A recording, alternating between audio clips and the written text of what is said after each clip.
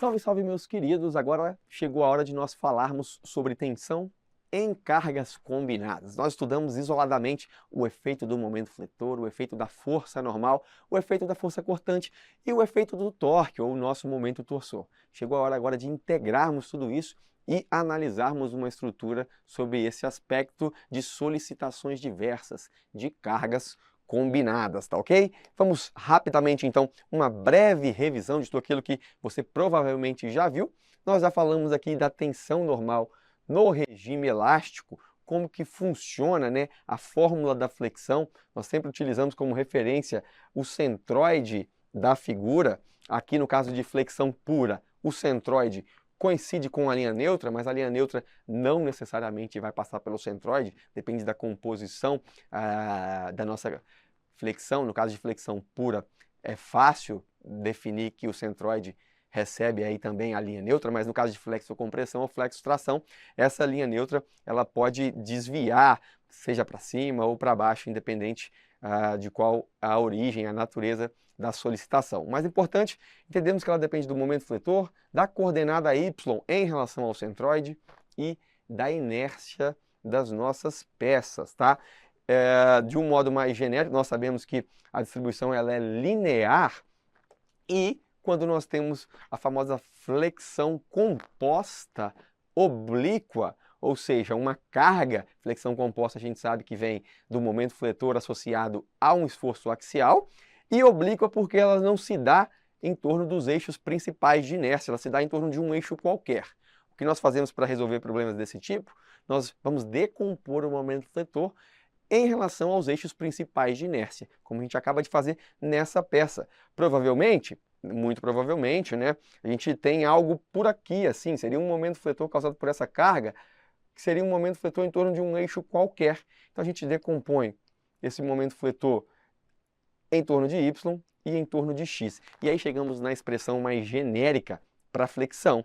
Essa expressão mais genérica para tensões normais, ela integra tanto a força normal causada por um esforço axial, quanto as tensões normais aqui causada por esforços solicitantes do tipo momento fletor. Eu sempre frisei com vocês que dois esforços solicitantes geram tensão normal. Quais são esses esforços? Carga axial e momento fletor. Mas também disse que existem as tensões cisalhantes. E aí são dois outros esforços que causam tensões cisalhantes.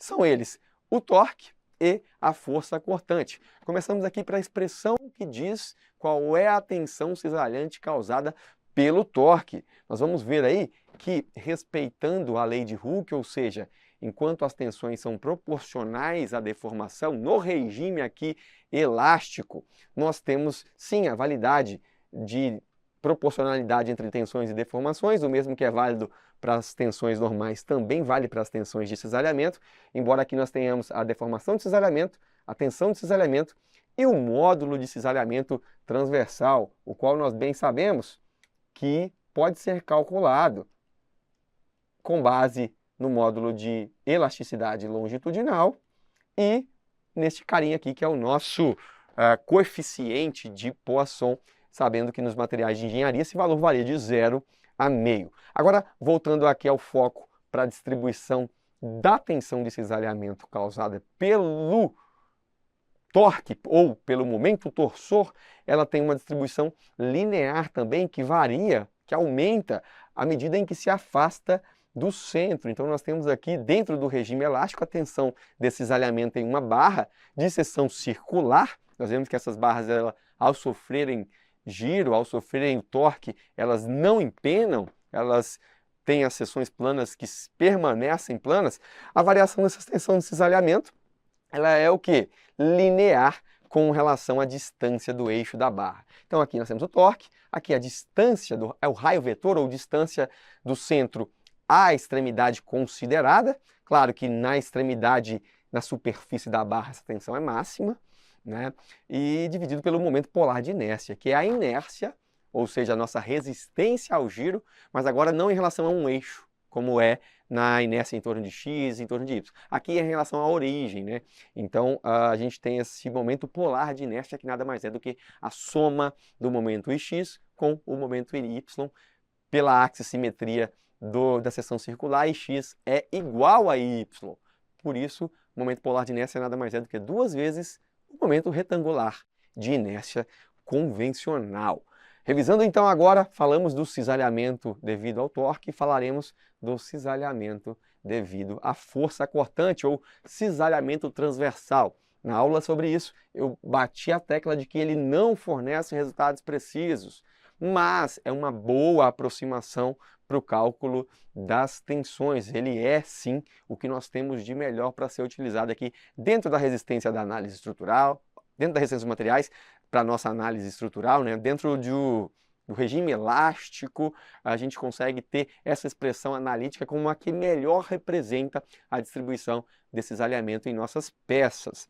Para isso, nós temos aqui a expressão que diz que a tensão de cisalhamento causada pela força cortante, ela é função da própria força cortante, do momento estático de área, esse sim é o que mais dá problema na hora de ser considerado, que eu tenho que calcular o momento estático de área do ponto em que eu quero calcular a tensão de cisalhamento.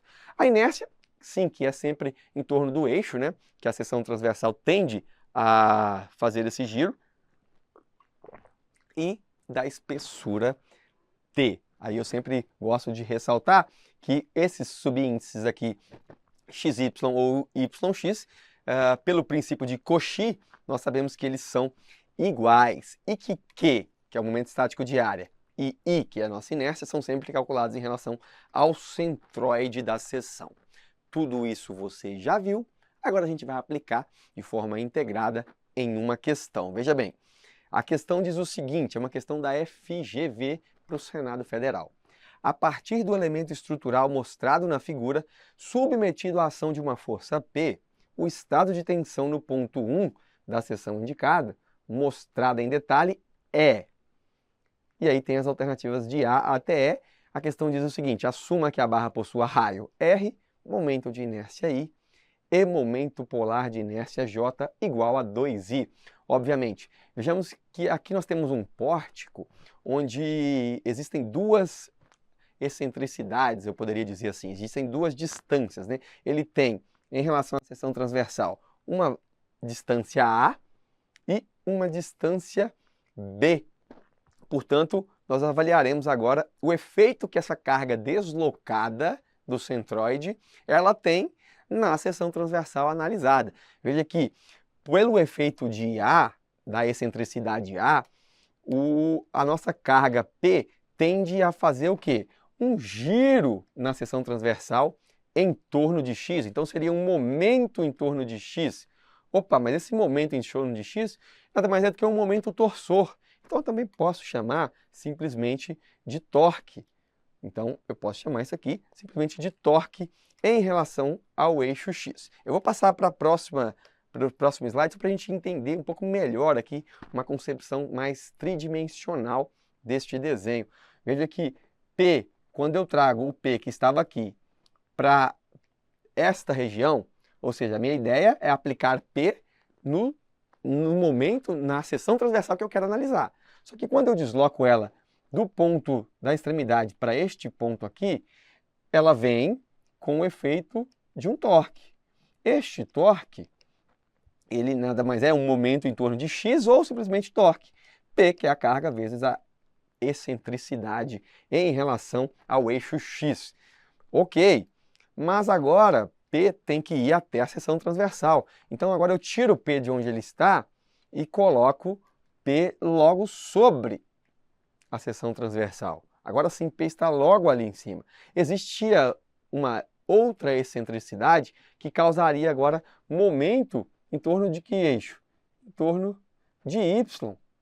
Então a gente tem aqui um momento em torno de Y agora, que inclusive traciona todo o lado esquerdo, o lado positivo de Z, e comprime todo o lado negativo de Z. Este momento em torno de Y, ele pode ser dado pela expressão P, obviamente, que é a carga, vezes a excentricidade agora B, que é a altura que eu tinha em relação à seção de análise. Então, já escrevi aqui para a gente. Obviamente, não há momento em torno de Z, porque para ter momento em torno de Z, teríamos que ter uma força nesse sentido aqui, uma força F, para aí sim causar momento em torno de Z. Nós aqui não temos, portanto, momento em torno de Z é zero. Representei aqui nesta figura, então, a carga, obviamente, ela não desaparece, vem aqui e aplicada na seção transversal, e seus efeitos. Efeitos esses, momento em torno de Y, e torque, ou momento em torno de X. Agora chegou a hora de analisarmos o ponto 1, que em corte, representado aí por essa bola, por esse pontinho vermelho que eu acabei de colocar, ou aqui também eu consigo ver tridimensionalmente a localização deste ponto 1, nosso ponto de fato de análise. Vamos começar com primeiro com as tensões normais. Tensão normal nesse ponto, quem causa tensão normal nesse ponto? Eu poderia ter um esforço axial, ou seja, uma carga normal. Tenho, não tenho. Poderia ter uma carga aqui, ó, F, mas não tenho. Então, não existe tensão normal causada por essa carga, porque não há carga axial, nem de tração, nem de compressão. Mas eu tenho um outro esforço solicitante que também causa tensão normal. Que esforço é esse? É o momento fletor. E o momento fletor aqui, em torno de Y. O momento fletor em torno de Y causa, na nossa seção transversal, já que é esse momento, ele causa tração deste lado e compressão do outro lado da peça. Portanto, no ponto de análise, ele causa tração de valor. Primeiro, o momento a gente já calculou, que é P vezes B. O Y é a coordenada em relação ao centroide do ponto de análise, nada mais é do que como ele está na extremidade. É o nosso raio, dividido pela inércia, a qual o problema já nos dá, vale I. Perfeito? PBR sobre I é a nossa tensão normal. O que eu faço agora para descobrir a tensão normal nesse ponto? Eu somo a tensão normal causada pela força axial, pelo momento em Y e pelo momento, um eventual momento em Z. Como a gente não tem momento em Z, a carga aqui da tensão axial é simplesmente a soma da carga axial com o momento fletor. Como a carga axial é zero, então a tensão normal aqui, simplesmente nesse ponto, é PBR sobre I. Mas eu poderia ter esses demais elementos que comporiam aí a tensão em X.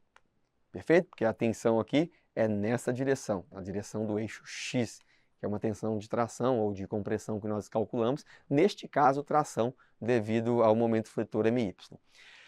Dito isso, agora eu tenho que analisar o torque e a força cortante, esforços que eu tenho na seção. P é uma cortante para a minha seção e T é o meu torque na seção. Então vamos passar agora para a análise do cisalhamento. Analisando o cisalhamento, eu vou analisar o cisalhamento na face do eixo X, tal XY. Então, na área, poderia dizer assim, ou no raio, no vetor de área X, na direção Y. Então, a gente fala componente tal XY, que ele é na composição X e Y, devido ao torque. Ora, o torque aqui, ele atua em toda a seção transversal. Então, a gente teria uma distribuição no ponto, na seção aqui, mais ou menos em I, a gente teria um torque desse tipo aqui. Deixa eu tentar fazer uma figura representativa melhor. Ele é zero na seção e tal torque máximo, ou tensão máximo, na verdade, tal máximo na superfície. T ρ sobre J. A superfície, já tenho que torque é P vezes A. Na superfície, o raio vetor ρ vale R, dividido pelo momento polar na inércia, dado pelo próprio problema, que é igual a 2I. Eu posso substituir isso, inclusive, por 2I. Deixei aqui, eu acho que J. Por que positivo e por que negativo? Quando eu analiso o torque, na face superior do meu elemento, está aqui o meu elemento olhado de lado. Na face superior, eu sei que o torque ele causa, em todo ponto, uma tensão de cisalhamento tangente. Então, qualquer que seja o ponto, a tensão de cisalhamento vai ser tangente ao ponto na direção, claro, do giro que o torque oferece para a seção. Então, nesta face superior do elemento 1, eu tenho exatamente essa posição de cisalhamento. E olha que a minha coordenada XY ela não é habitual. Quando eu planifico esse sistema de eixos, ele está x para cima e o y para a esquerda, um pouco não habitual, eu diria. Como eu descobri uma face, as demais elas são complementadas pelo próprio princípio ou necessidade do equilíbrio do elemento. Então, este é um cisalhamento que tem a deformação no sentido contrário ao quadrante positivo. Qual que é o quadrante positivo para x e para y? É esse. Então, se o cisalhamento faz isso, ele mergulha no quadrante positivo, ele avança no sentido do quadrante positivo, é o meu cisalhamento positivo. Como aqui a deformação é contrária ao quadrante positivo, ele tende a deformar mais ou menos o meu elemento nesse sentido, ou seja, recuando do quadrante positivo, é o que nós chamamos convencionalmente de cisalhamento negativo. Uma boa forma, obviamente, de se analisar se o sinal é positivo ou negativo. Portanto, aqui neste caso, negativo. Passemos agora, já analisamos o efeito do torque, e agora o efeito do esforço cortante no ponto 1 para o cisalhamento tal XY. Veja, como o cisalhamento que eu estou analisando é o tal XY, o esforço cortante que eu deveria ter para causar cisalhamento deveria ter essa direção. Então, deveria ter uma força F ou uma força V, inclusive, na direção Y, para poder ter cisalhamento. E aí seria um cisalhamento, inclusive, oposto à direção do torque. Então, ele seria, como o torque tem valor negativo, esse cisalhamento seria positivo. Ou poderia ter uma força também aqui, atuando nesse sentido. Vou chamar aqui de força V. Se V fosse nesse sentido, somaria com o torque, que também tem esse sentido. Então, ela teria o mesmo sinal do torque, seria, então, negativa. Entretanto, não há esforço cortante na direção Y, não há esforço cortante ao longo do eixo Y. Por isso, tensão de cisalhamento tal XY, devido ao cortante, é nula. Claro que a tensão resultante, então, a tensão total de cisalhamento tal XY é a soma da parcela de torque com a parcela de cortante, já que cortante é zero, a gente tem simplesmente que é menos PAR sobre 2I, ou J, tanto faz, a questão deu que J é igual a 2I. Temos mais uma direção de cisalhamento, é a direção de cisalhamento ao longo de P. Ora, se tem a força de cisalhamento, ou a cortante, na verdade, VZ, é igual ao próprio P, há de se convir que, embora não tenha torque, porque não há torque nessa direção, não existe como falar em torque nesse sentido, torque que faça isso com a seção transversal, porque aqui é o único torque que a gente pode ter nessa seção já foi aplicado, que é o momento em torno de X, não há de se falar em tensão de cisalhamento devido ao torque. Mas, devido à cortante, eu poderia sim falar. Por quê? Porque eu tenho força cortante na direção Z. Meu VZ é o próprio P. Mas acontece o seguinte, a distribuição de tensões nesta seção transversal, ela é parabólica dessa forma. Vamos tentar fazer uma distribuição melhor aqui. Onde na superfície superior e inferior, a cortante é nula. E ela é máxima nos pontos ao longo do centro. Aqui a nossa tensão de cisalhamento é máxima devido ao cortante. Como eu estou aqui no ponto superior, eu tenho cortante? Tenho inércia? Óbvio que tenho. Só que aqui o meu momento estático de área é nulo. E também não há de se falar ali de espessura, já que é um ponto. À medida que eu vou avançando, o momento estático de área vai aumentando, até que ele chega no momento máximo. O momento estático de área máximo é metade da seção transversal. Daí a gente teria o máximo de cisalhamento.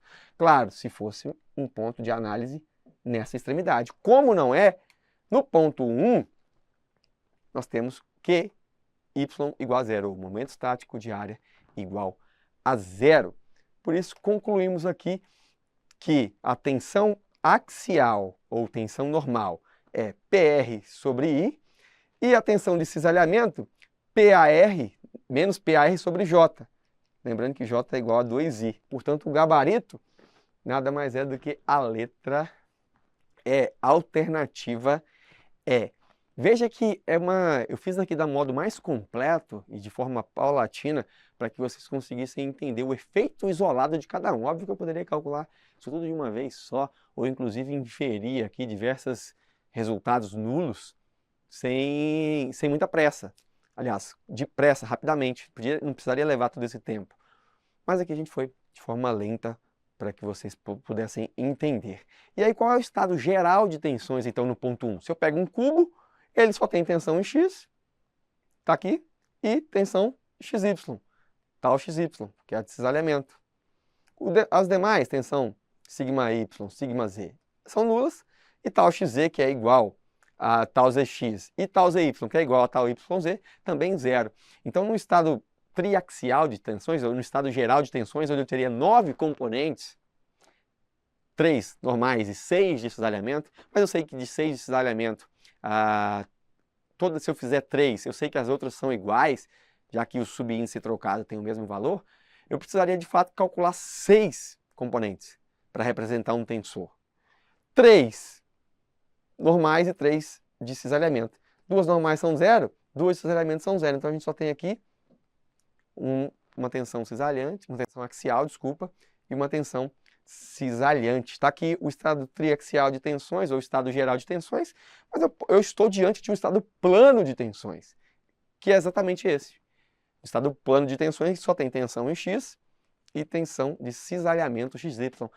Guilherme, no estado plano de tensões não tem que ter σx e σy? Não, σy pode ser 0. Agora, se eu não tivesse nem σy e nem cisalhamento, aí eu estaria diante de um estado que uniaxial de tensões, onde eu só tenho um estado plano de tensões, aliás, desculpa, um estado plano de tensões é esse. Eu estaria diante de um estado uniaxial de tensão, onde eu só tenho tensão em uma direção, que é comum, se eu tivesse somente σx, é o estado uniaxial comum em ensaios de tração, ensaios de compressão, só tem em uma direção. Mas o mais comum em prova é o estado plano de tensões, onde eu consigo planificar um elemento tridimensional. Um cubo eu consigo transformar nesses nossos quadradinhos.